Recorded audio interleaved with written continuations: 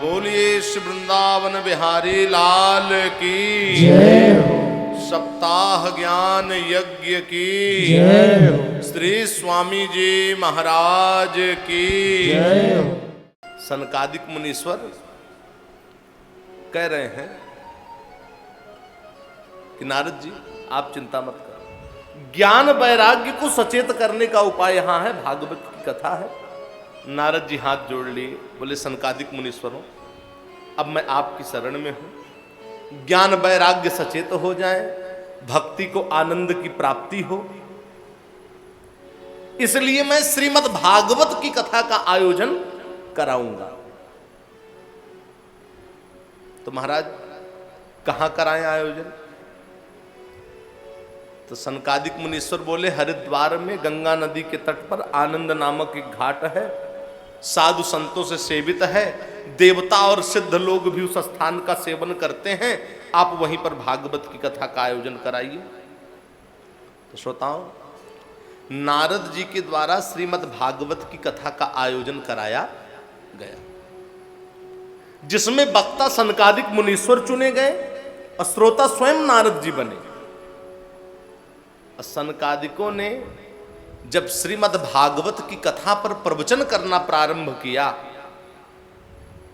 तो भगवत भक्तों, उस समय हिमालय आदि पर्वत, गंगा आदि नदियां, वशिष्ठ आदि ऋषि, ये सब अपना अपना स्थान छोड़ करके भागवत की कथा को श्रवण करने के लिए आने लगे।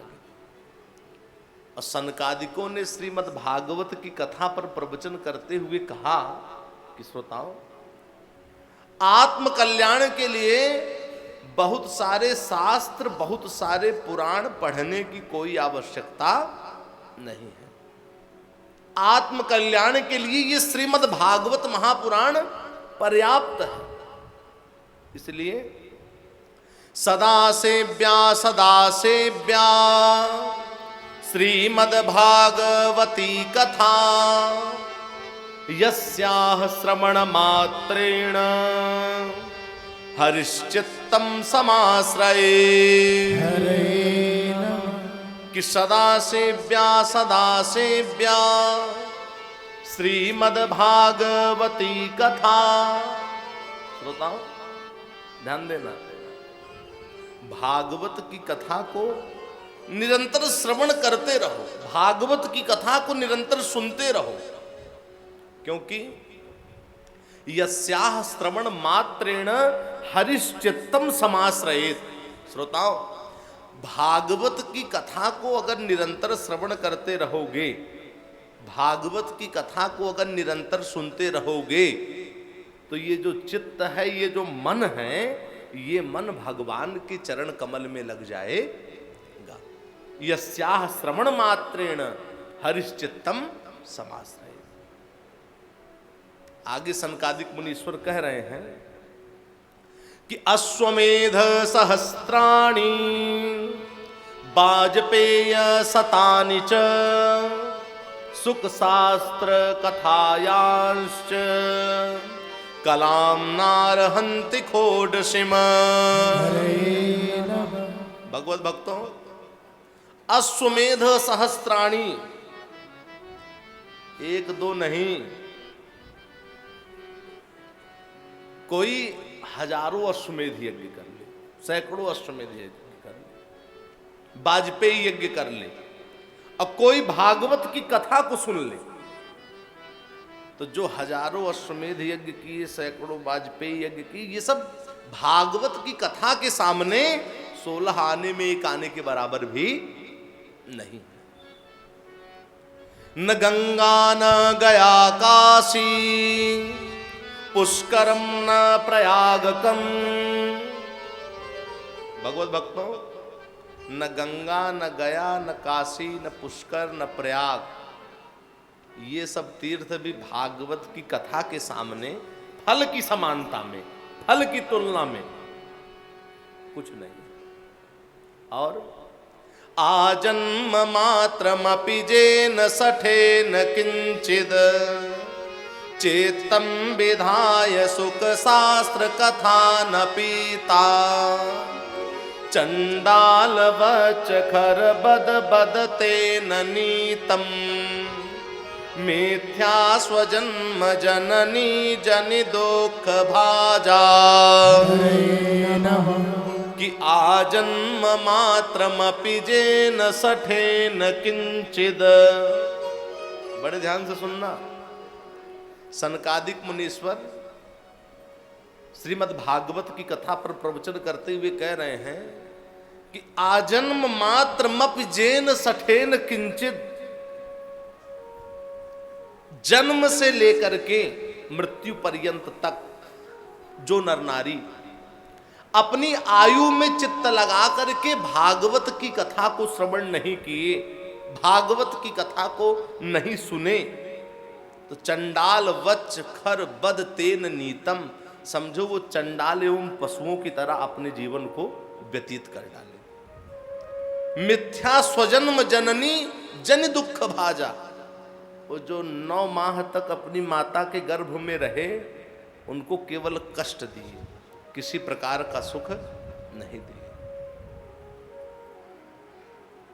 श्रोताओं, सनकादिक मुनीश्वर श्रीमद् भागवत की कथा पर प्रवचन कर रहे थे तो उस कथा सभा में एक बहुत बड़ा आश्चर्य देखने को मिला। क्या आश्चर्य देखने को मिला?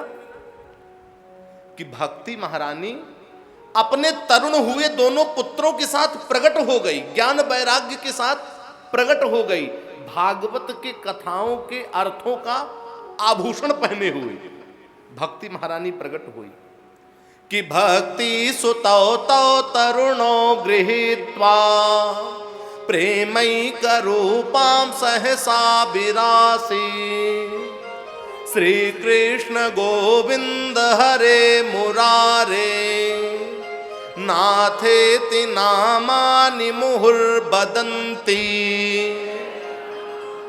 श्रोताओ, भक्ति महारानी जब भागवत की कथाओं के अर्थों का आभूषण पहने हुए प्रकट हुई उस कथा सभा में अपने तरुण हुए दोनों पुत्रों के साथ, तो सुंदर प्रभु के नाम का संकीर्तन करने लगी भक्ति महारानी कि श्री कृष्ण गोविंद हरे मुरारे नाथेति नामानि मुहुर्बदन्ति। बार बार श्री कृष्ण गोविंद हरे मुरारे। इतना ही नहीं श्रोताओं, उस कथा सभा में एक और आश्चर्य देखने को मिला कि भक्त वत्सल अकारण करुणा वरुणालय गोपी जन वल्लभ कमल नयन ब्रजवल्लभ भगवान श्री कृष्ण भी अपना दिव्य धाम छोड़ करके वहां पर प्रकट हो गए। भगवान का बड़ा सुंदर स्वरूप था कि बनमाली घनश्यामः पीतवासः मनोहरः कांची कलाप रुचिरो लसन मुकुट कुंडलः।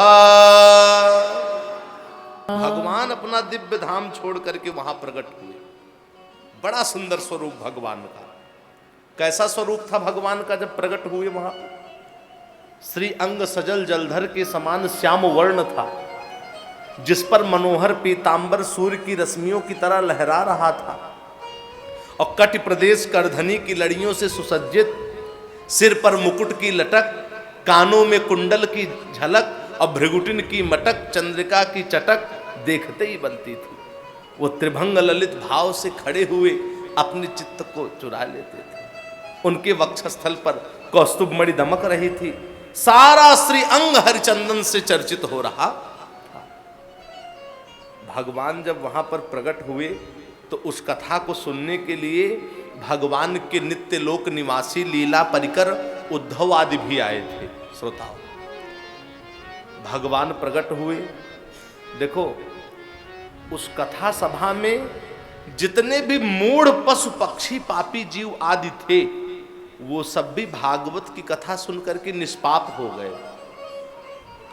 तब नारद जी दोनों हाथ जोड़े और सनकादिकों से बोले कि सनकादिक मुनीश्वरों, आप लोग कृपा करके महाराज हमको ये बताओ, अलौकिकोयम महिमा मुनीश्वरा सप्ताह जन्योद्य विलोकितो मया मूढ़ा सठाजे पशु पक्षिणोत्र सर्वेपि निष्पाप तमा भवन्ति अलौकिकोयम महिमा मुनीश्वरा। देखो नारद जी कह रहे हैं सनकादिक मुनीश्वरों से कि सनकादिक मुनीश्वरों, मैं इस भागवत महापुराण की महिमा लौकिक नहीं अलौकिक देख रहा हूं महाराज। अलौकिकोयम महिमा मुनीश्वरा सप्ताह जन्योद्य विलोकितो मया। इस भागवत महापुराण की महिमा मैं बहुत ही अलौकिक देख रहा हूं। इस कथा सभा में जितने भी मूढ़ पशु पक्षी पापी जीव आदि थे वो सब भी भागवत की कथा श्रवण करके निष्पाप हो गए। तो महाराज कृपा करो और कृपा करके ये बताओ कि भागवत की कथा सुनने से किसकी किसकी मुक्ति हो जाएगी और किसकी किसकी शुद्धि हो जाएगी।